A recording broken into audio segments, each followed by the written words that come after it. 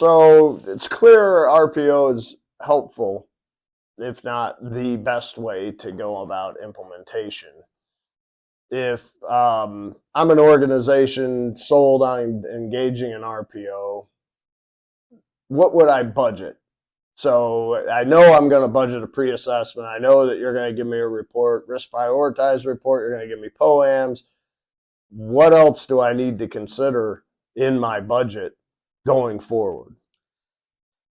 So a big piece of it is going to be resources, both on the human side. So you've got to make sure you've got a team that can implement the administrative side of the POAMs and making sure that those are maintained perpetually. And then you've also got to have the tools. So those POAMs may identify you need a SIM solution, or you need to implement some sort of EDR, more advanced EDR, or antivirus. So you've got a budget for things like that as well, and making sure that those things are built into the budget every year is going to be something you have to have. CMMC is not going to go away; it's going to be a requirement until the end of time. And then there are other things that you wouldn't generally think of. So in order to maintain all those administrative controls and the technical controls that you've established in your SSPs, you've got to have a team that can reevaluate you against those. Like an internal audit team? Correct. So you would and have... does the RPO, like TAGO, are they capable of doing the internal audit functions to maintain and continuously monitor the controls? Yes. So being a certified information systems auditor with an auditor background, that's something that I specialize in, is periodically assessing organizations to make sure that those controls they have established are still operating in an effective way.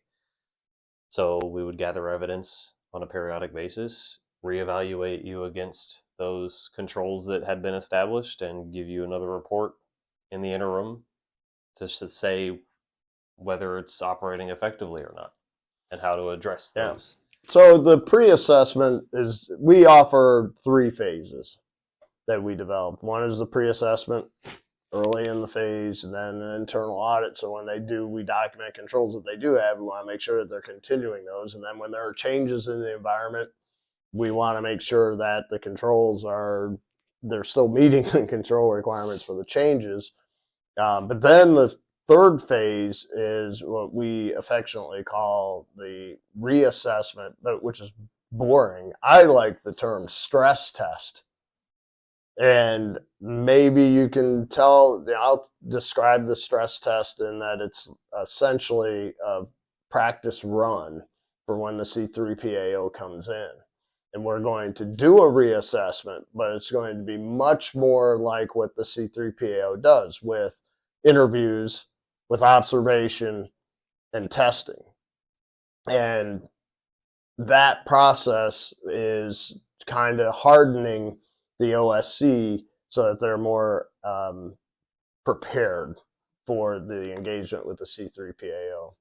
In your experience, the second assessment, the reassessment or the stress test, how effective is that in preparing a company for the engagement? And it could be, from our experience, that we've had bringing in CPAs on SOC 2, or somebody coming from OCR to audit one of our HIPAA clients. Talk about the stress test and how you think that's valuable. So stress testing gives you a real picture of how you're currently operating. During the pre-assessment period, my auditor hat is more on friendly mode. So I'm there to help you as an organization identify where your problems are and help you fix them. That's my entire goal. During the stress test, the hat flips and we become more, not adversarial, but harsh, I guess is a good term for it.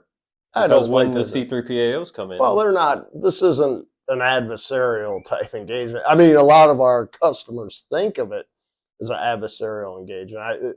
I think the thing I like to tell people about the C3PAOs, they have an objective.